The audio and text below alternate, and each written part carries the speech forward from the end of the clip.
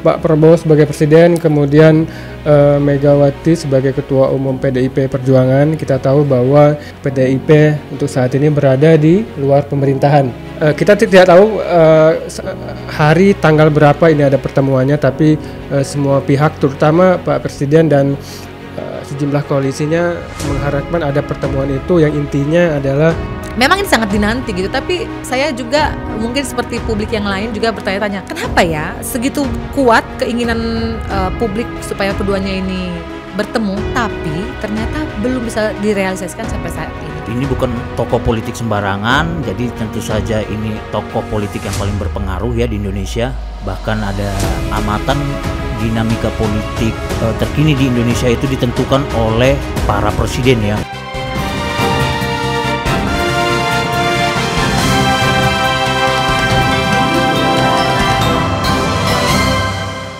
Konsolidasi Nasional Politik Nasgor. Pertemuan antara dua tokoh bangsa yakni Presiden Prabowo Subianto dengan Ketua Umum PDIP Megawati Soekarno Putri menjadi momentum yang amat dinanti oleh banyak pihak, bahkan sejak tahun lalu. Meski kabar itu makin santer terdengar, nyatanya belum ada satu pihak pun yang bisa menyebutkan secara pasti tanggal pertemuan itu. Pertemuan antara Presiden kelima Republik Indonesia Megawati Soekarno Putri dan Presiden terpilih Prabowo Subianto bernilai strategis guna meredakan ketegangan politik pasca Pilpres 2024. Ketegangan tersebut muncul sejak keduanya sama-sama berambisi menjadi pemenang dalam pesta demokrasi tersebut. Prabowo yang menjadi calon presiden kala itu dan Megawati yang mengusung Ganjar untuk menduduki kursi RI 1. Dan hasilnya, dua elit tersebut akhirnya menjadi representasi Pilpres 2024 dan Pileg 2024. Prabowo menyandang status presiden terpilih karena menjadi jawara Pilpres 2024, sementara PDIP di bawah Megawati menyandang status pemenang Pileg 2024. Pasang surut hubungan keduanya telah terjadi sejak lama, pernah berkoalisi, tetap sering pula berkompetisi. Keduanya pernah menjalani hubungan sangat harmonis saat Pilpres 2009. Kala itu Prabowo menjadi calon wakil presiden mendampingi Megawati Soekarno Putri. Namun pasangan itu kalah melawan Susilo Bambang Yudhoyono atau SBY yang berpasangan dengan Budiono. Hubungan Prabowo Megawati merenggang ketika menghadapi Pilpres 2014. PDIP menjadi pengusung utama Jokowi, sementara Gerindra menjagokan Prabowo Subianto. Pada pertarungan tersebut, Prabowo harus menelan pil pahit kekalahan. Tak patah arang, Prabowo kembali mencalonkan diri pada Pilpres 2019 dengan lawan yang sama yakni PDIP pendukung Jokowi Ma'ruf Amin, dan lagi-lagi Prabowo kalah.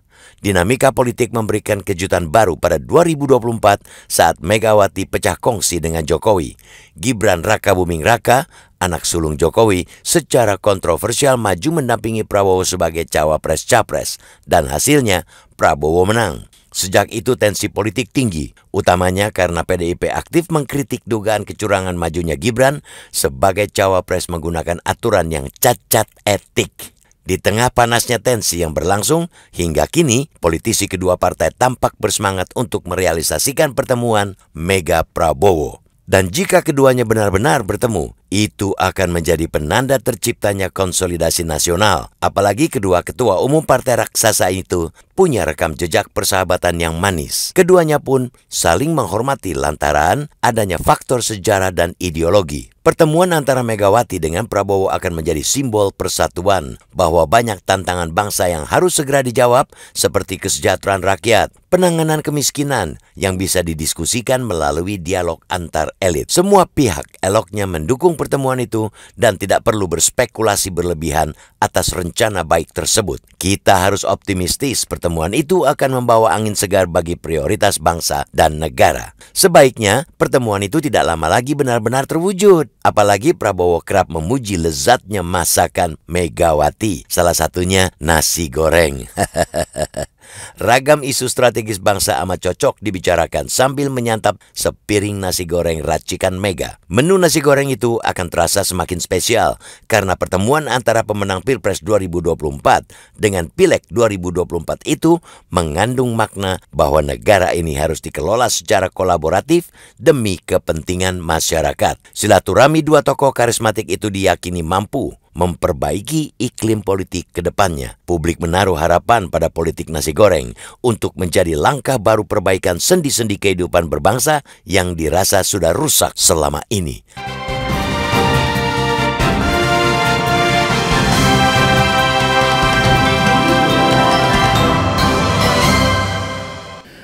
Oke, selamat siang pemirsa. Kembali lagi kita di Bedah Tajuk Lampung Pos. Kali ini kita akan membahas mengenai konsolidasi nasional politik nasi goreng. Bersama saya Ricky Marli. Saya Delima Natalia Napitupulu. Dan saya Wandi Barboy Silaban. Oke, kembali lagi kita membahas mengenai politik kali ini. Ini mengenai konsolidasi nasional politik nasi goreng. Ya, kita tahu Delima dan Kak Boy ada rencana pertemuan antara Presiden Prabowo Subianto dengan Ketua Umum PDI Perjuangan Megawati Soekarno Putri. Ini dalam rangka membahas mengenai pertemuan kenegaraan yang intinya kita tahu bahwa Pak Prabowo sebagai Presiden, kemudian Megawati sebagai Ketua Umum PDIP Perjuangan. Kita tahu bahwa PDIP untuk saat ini berada di luar pemerintahan. Nah, ini kita tidak tahu hari tanggal berapa ini ada pertemuannya, tapi semua pihak terutama Pak Presiden dan sejumlah koalisinya mengharapkan ada pertemuan itu yang intinya adalah untuk membahas kenegaraan gitu. Bahkan Pak Presiden Joko Widodo kemarin juga mengharapkan ada pertemuan yang diharapkan bisa mempersatukan bangsa Indonesia itu. Ya. Jadi itu gimana? Jadi memang kabar tentang akan adanya pertemuan dua tokoh besar ini ya, dua tokoh karismatik, ketum PDIP, ketum Gerindra, ini sudah santer dari sejak tahun lalu. Bahkan saat Bapak Presiden Prabowo saat tahun lalu itu diumumkan sebagai pemenang pemilu Pilpres pada 2024. Sejak saat itu sebenarnya kabar bahwa kedua tokoh ini akan bertemu itu sudah santer. Jadi bukan baru-baru sekarang ya. Kabar tersebut itu banyak didengungkan. Bahkan setelah Bapak Presiden Prabowo itu juga dilantik, itu juga kembali santer bahwa keduanya katanya akan bertemu. Dan terus gitu ya sampai berapa bulan tuh sejak saat itu sampai ke sekarang, sampai ke Januari ini gitu ya. Dan belakangan beberapa minggu terakhir ini di pekan ketiga, pekan kedua Januari ini, dari pekan pertama Januari ya mulai santer lagi ini bahwa Ibu Megawati dan Bapak Prabowo akan bertemu. Sebenarnya dari kondisi yang ada, saya melihat bahwa memang banyak sekali pihak yang menginginkan supaya kedua tokoh karismatik ini bisa bertemu dalam suasana yang lebih hangat gitu ya. Karena banyak sekali hal-hal penting yang bisa tercapai dari pertemuan keduanya. Sekaligus juga menjadi simbolis bahwa seperti judul tajuk kita, ada konsolidasi yang besar di negara kita antara dua kubu yang besar ini ya. Satu si pemenang Pilpres, satu si pemenang Pileg 2024. Jadi kedua pemenang ini, kedua kubu ini kalau bertemu ya itu pasti menjadi angin segar bagi perpolitikan di Indonesia, bagi juga pembangunan secara umum. Karena pasti itu akan memberikan dampak yang luas ya. Ekonomi mungkin bisa lebih baik, investor bisa lebih baik. Banyak sekali kita sama-sama tahu bahwa dua tokoh ini adalah dua tokoh penting yang paham sekali warna-warna yang ada di negara ini. Mereka sudah punya banyak sekali juga catatan ya, rekam jejak bersama. Pasang surut Ibu Mega dan Bapak Prabowo ini sudah banyak pasang surutnya, pernah mesra sekali gitu ya, pernah juga dingin, juga sekarang dikabarkan banyak pihak ingin mereka kembali dekat, kembali dengan hangat gitu. Jadi ya memang ini sangat dinanti gitu, tapi saya juga mungkin seperti publik yang lain juga bertanya-tanya, kenapa ya segitu kuat keinginan publik supaya keduanya ini bertemu, tapi ternyata belum bisa direalisasikan sampai saat ini. Kira-kira teman-teman ada pandangan nggak? Kenapa mereka ini sulit ya bertemu gitu loh? Padahal tinggal ya ketemu gitu ya. Kenapa kira-kira? Padahal dorongan untuk mereka bertemu itu sangat kuat. Ya kalau dari saya melihat kan kedua tokoh ini kan, satu, Ibu Megawati Soekarno Putri itu kan presiden kelima Republik Indonesia, Bapak Prabowo Subianto itu presiden ke-8, presiden saat ini. Jadi pertemuan dua presiden ya. Jadi ini bukan tokoh politik sembarangan. Jadi tentu saja ini tokoh politik yang paling berpengaruh ya di Indonesia. Bahkan ada amatan dinamika politik terkini di Indonesia itu ditentukan oleh para presiden ya, tokoh-tokoh para presiden, artinya yang menjadi mantan presiden itulah yang akan menjadi menjadi kunci ataupun menjadi wacana terdepan ya dalam hal perpolitikan di negeri ini, itu seperti itu ya. Nah, belum lagi satu lagi ada Pak Jokowi tentu saja, itu juga turut berpengaruh meskipun sudah tidak lagi menjabat. Jadi menyambung ke kenapa begitu sulitnya pertemuan Prabowo dan Megawati ini,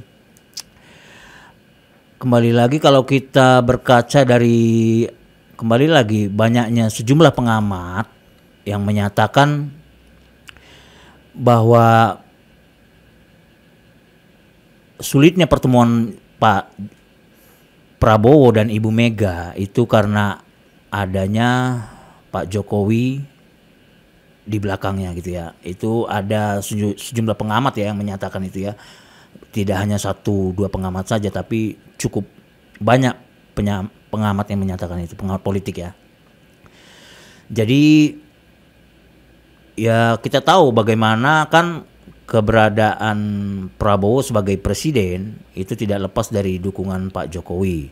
Tapi di sisi lain Pak Jokowi yang berasal dari kader PDI Perjuangan itu juga sudah dipecat oleh PDI Perjuangan dan memilih jalan yang berbeda dengan ketua umumnya ya, dengan Ibu Megawati Soekarno Putri.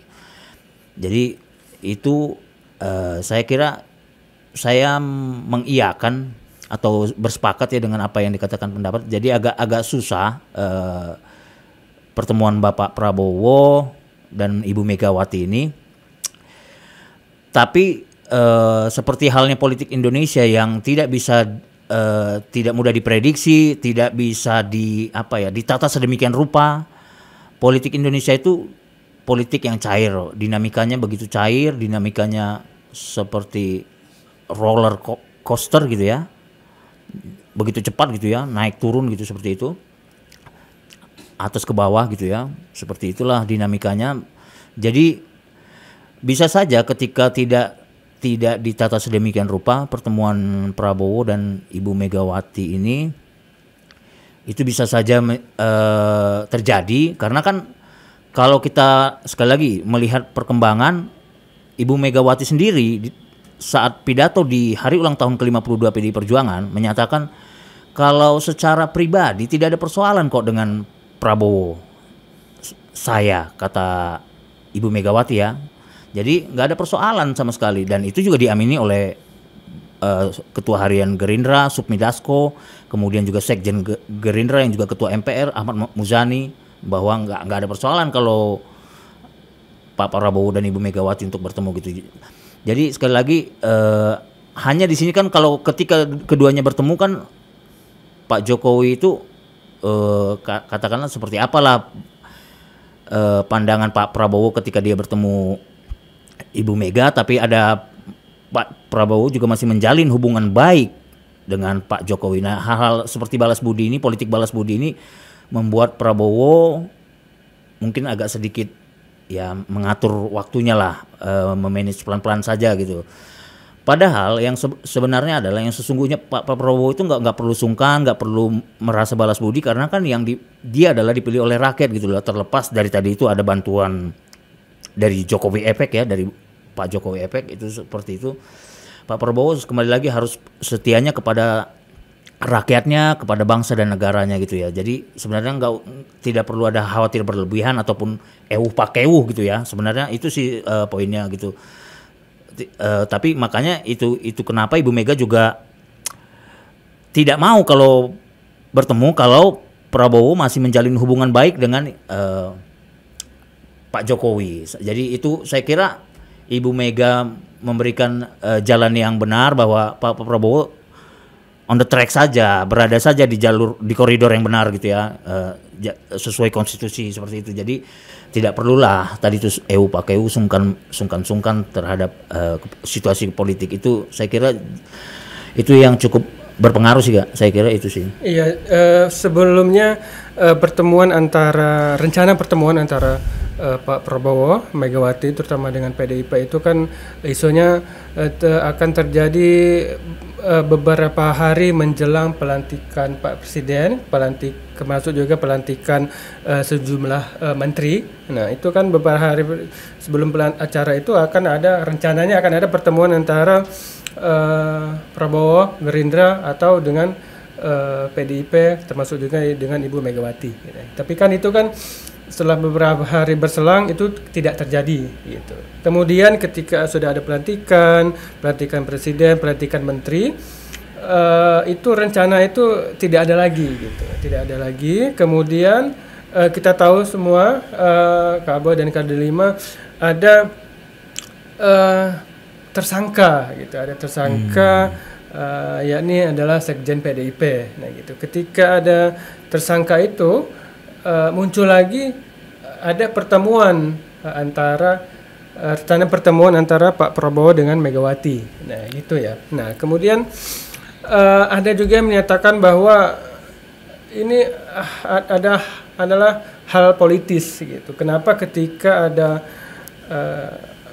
orang di dalamnya yang sedang bermasalah dengan hukum. Nah, kemudian ada pertemuan kedua tokoh ini gitu ya. Nah, jadi kita tahu bahwa ketika sudah diperiksa si Sekjen ketika keluar tidak memakai baju tahanan, istilahnya dia tetap aman gitu, walaupun dia saat ini sedang menempuh di pra-peradilan gitu. Nah, pertemuan ini kan bisa dibilang pertemuan politis atau dinamika politik. Nah, ini sesuatu hal yang terjadi.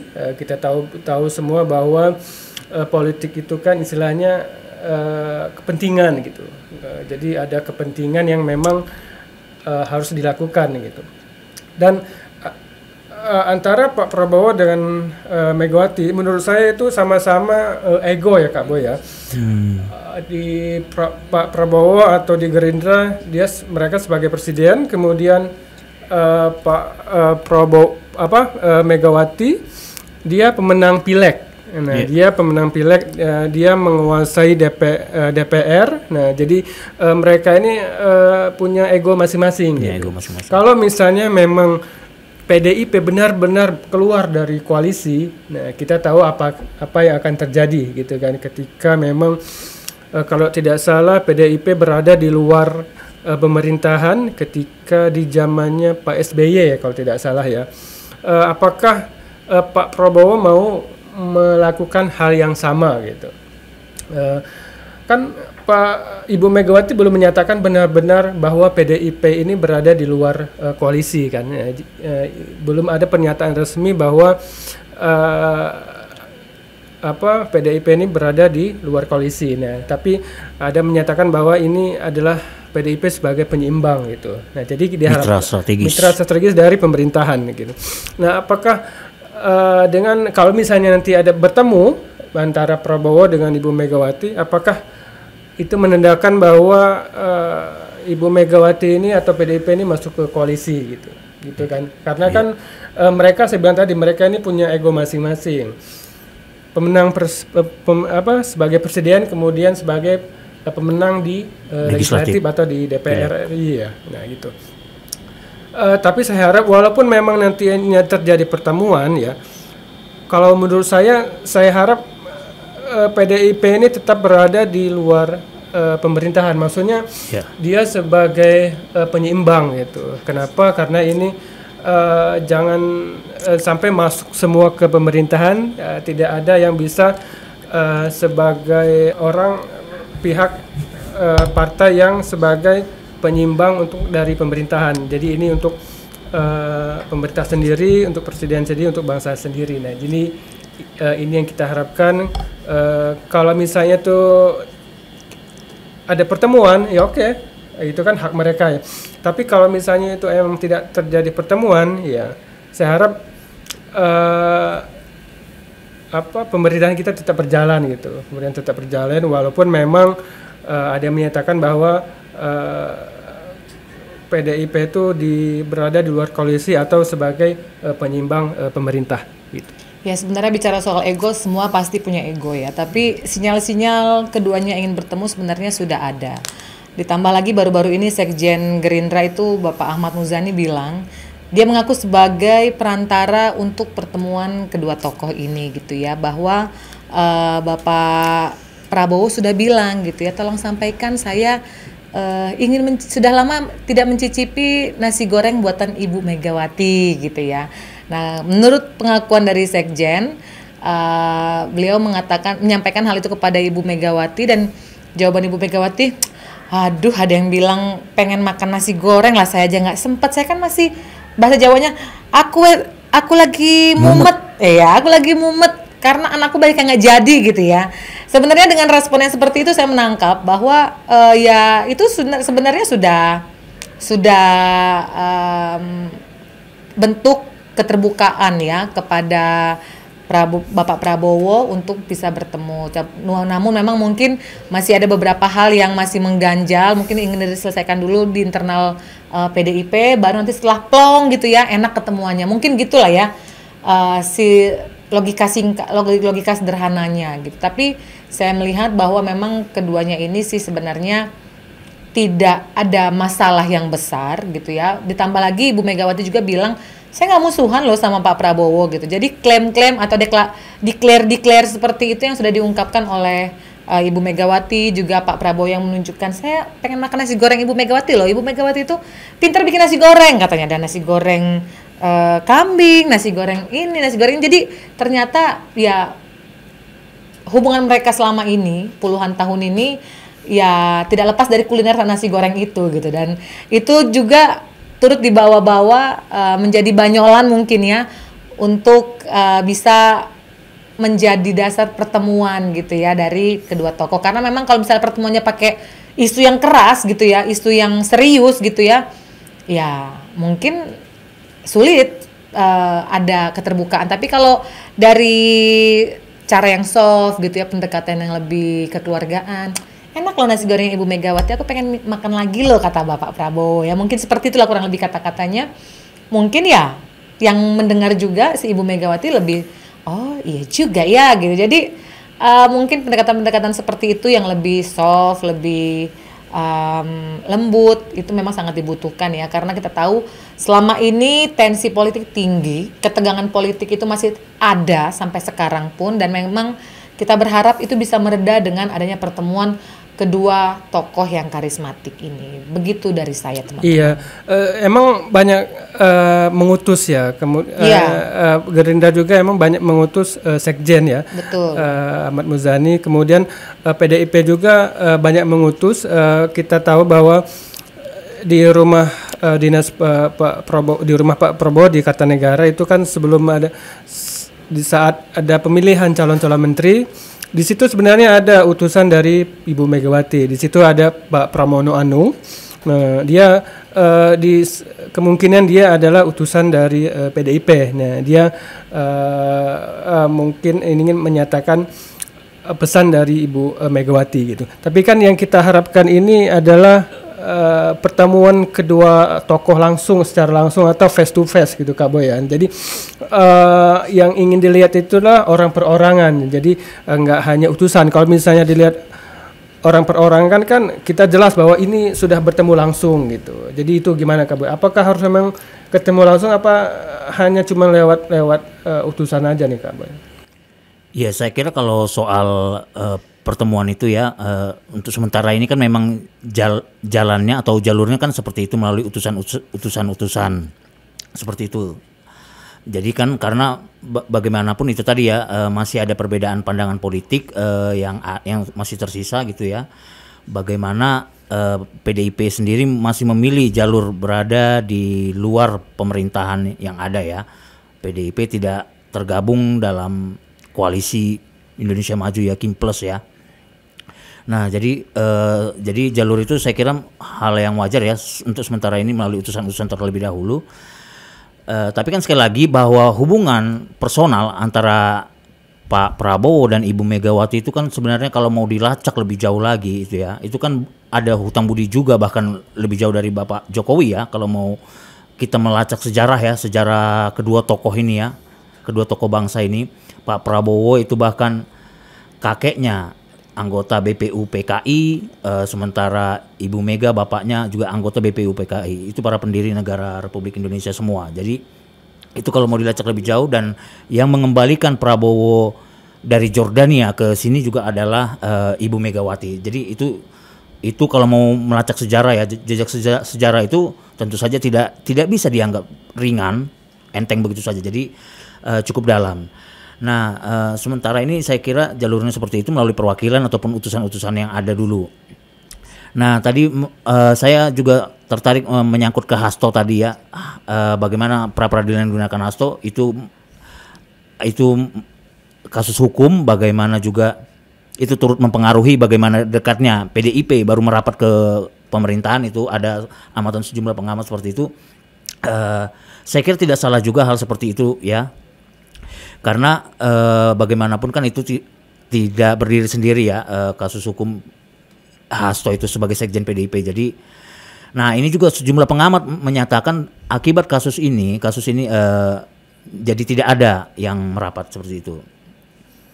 Jadi saya kira kita tunggu saja, semoga saja ada titik temunya di antara kedua tokoh ini ya. Saya kira itu aja. Oke, benar sekali Kak Boy, Kak Delima. Kita harapkan kalau misalnya memang ada pertemuan, kita harapkan nanti berdampak atau bermanfaat baik untuk negara kita agar stabilitas negara kita tetap berjalan dengan semestinya.